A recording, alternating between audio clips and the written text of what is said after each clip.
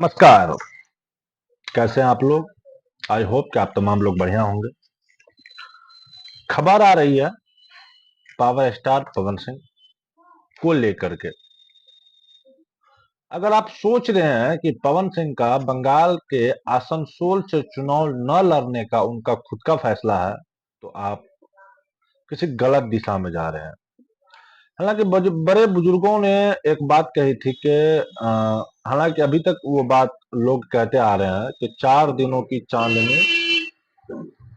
फिर अंधेरी रात है, जिसको पवन सिंह जी ने साबित कर दिया। और आज से वो कहावत भूल जाइए आप, और आज से आप कह सकते हैं कि 24 घंटों की चांदनी 25वें घंटे में रात है। ये अब आप लोग कह सकते हैं। मामला ये है कि उन अगर आप ये सोच रहे हैं कि आसनसोल लोकसभा क्षेत्र से चुनाव न लड़ने का जो पवन सिंह ने ऐलान किया है अपने ट्विटर हैंडल से, ये उनका अपना फैसला है, तो आप गलत सोच रहे हैं।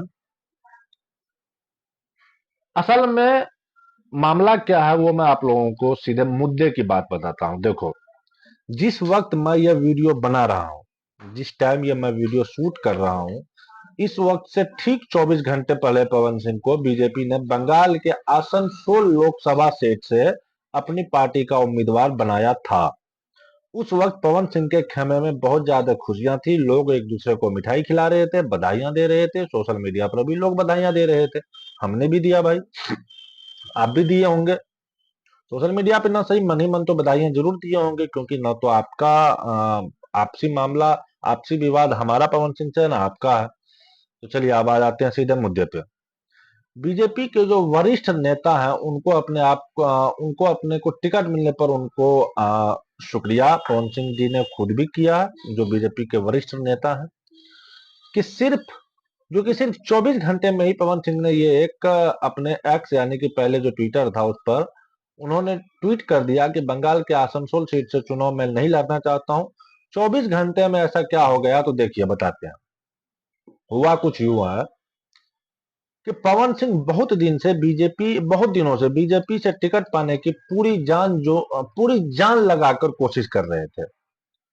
और पवन सिंह ने भी यही किया। हालांकि कोई भी लोग एक लोकसभा सीट चाहे वो किसी भी पार्टी से हो, निर्दलीय छोड़ के किसी भी पार्टी से टिकट पाने के लिए, खास करके बीजेपी जैसी पार्टी से टिकट पाने के लिए लोग जी जान लगा देते हैं। इसमें कहीं से दो राय नहीं है। पवन सिंह जी ने भी ने लगाया। अब हुआ ये कि ऐसा क्या हुआ, ऐसा आप कह सकते हैं कि ऐसा किस बात को लेकर के बीजेपी के वरिष्ठ नेता ने अपने आप एक प्लान किया। ऐसा क्या हुआ कि पवन सिंह जी ने खुद अपने मुंह से बोला कि मैं उस सीट से चुनाव नहीं लड़ना चाहता हूं। मैं पहले आप लोगों को बता दूं कि अभी रिसेंटली जो आसनसोल लोकसभा क्षेत्र है, वहां के सांसद जो हैं वो हैं शत्रुघ्न सिन्हा साहब, जो कि टीएमसी के सांसद हैं। पवन सिंह जी के बारे में बताया जा रहा है, और आप लोगों ने भी सुना होगा कि पिछले जब से पवन सिंह जी गाने के फील्ड में हैं, अभी भी हैं, जब से गाना गाते हुए वो आ रहे हैं।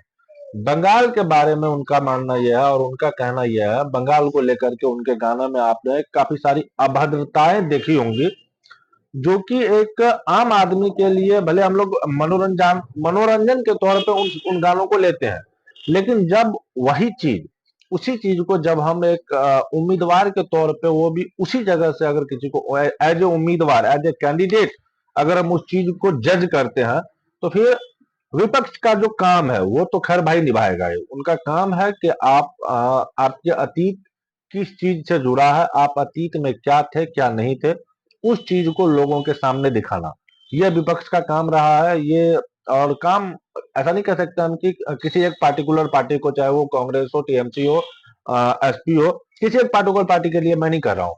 ये हर वो तमाम विपक्षी जहां पे सत्ताधारी पक्ष के जो विपक्ष में रहते हैं, उन तमाम पार्टियों के लिए ये बात शुरू से ही होती आती है।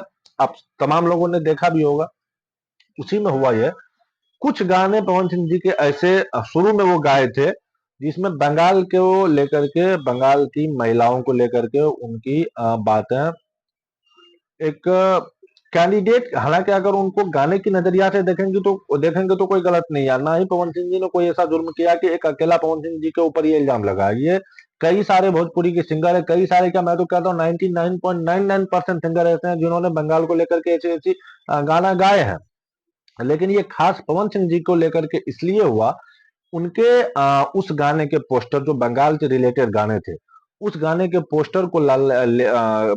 पोस्टर को प्रिंट करवा के आसनसोल लोकसभा क्षेत्र के दीवारों पे जहां तहां पोस्टर लगा के वहां के जनता को दिखाया गया कि ये देखो, ये है उम्मीदवार तुम्हारे, और ये आ रहे हैं तुम्हारे इस लोकसभा क्षेत्र से चुनाव लड़ने के लिए। अब बीजेपी जैसे पार्टी, उनके कान में खबर तो जाएगी ही। हालांकि हुआ ये था कि बीजेपी ने पवन सिंह जी को एक पवन सिंह जी कोई एक छुपा छुपाया चेहरा तो है नहीं, एक बिहार में उनको पावर स्टार कहे जाने वाले एक चर्चित चेहरा है। लेकिन बीजेपी ने शायद, मुझे ऐसा लगता है, ये मेरा ओपिनियन है, कि शायद उनके पिछले कामों को बीजेपी ने अनाउंसमेंट करने से पहले शायद ने नहीं देखा था कि वो पीछे क्या करके यहाँ तक पहुंचे हैं।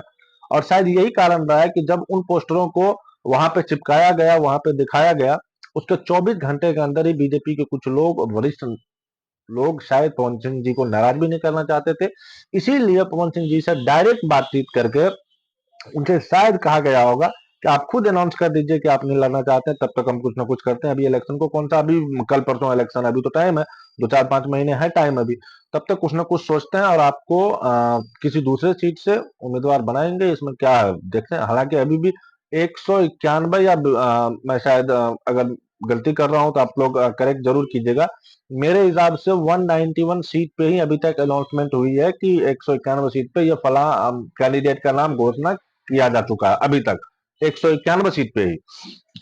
बाकी आगे अब पवन सिंह जी का क्या निकल के आता है, उनकी बातचीत क्या, उनका सोच निकल के आता है, ये हम देखने वाली बात होगी।